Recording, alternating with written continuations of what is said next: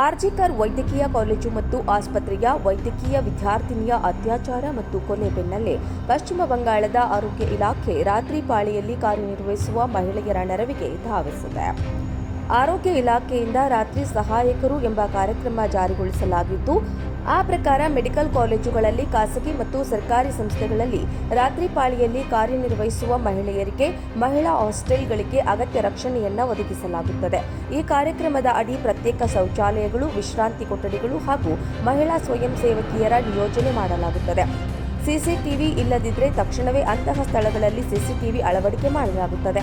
ಇದಕ್ಕಾಗಿ ಆ್ಯಪ್ ಒಂದನ್ನು ಅಭಿವೃದ್ಧಿಪಡಿಸಿ ರಾತ್ರಿ ಪಾಳಿಯಲ್ಲಿ ಕಾರ್ಯನಿರ್ವಹಿಸುವ ಮಹಿಳೆಯರ ಸುರಕ್ಷತೆಗಾಗಿ ಪೊಲೀಸರೊಂದಿಗೆ ನಿರಂತರ ಸಂಪರ್ಕದಲ್ಲಿ ಇರಲು ಅನುಕೂಲ ಕಲ್ಪಿಸಲಾಗುತ್ತದೆ ಎಂದು ತಿಳಿಸಿದೆ.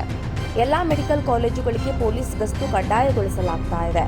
ಗುರುತಿನ ಚೀಟಿ ತಪಾಸಣೆಯನ್ನು ಕಡ್ಡಾಯಗೊಳಿಸಲಾಗ್ತಾ ಇದೆ. ಖಾಸಗಿ ಸಂಸ್ಥೆಗಳು ಅನಗತ್ಯವಾಗಿ ಮಹಿಳೆಯರಿಗೆ ರಾತ್ರಿ ಪಾಳಿ ನೀಡುವುದನ್ನು ತಪ್ಪಿಸಲಾಗುತ್ತದೆ ಎಂದು ಆರೋಗ್ಯ ಇಲಾಖೆ ಹೇಳಿದೆ. ಈ ವಿಡಿಯೋ ನಿಮಗೆ ಇಷ್ಟ ಆಗಿದ್ರೆ ಲೈಕ್ ಮಾಡಿ, ಶೇರ್ ಮಾಡಿ, ಹಾಗೇನೇ ಸಬ್ಸ್ಕ್ರೈಬ್ ಮಾಡಿ.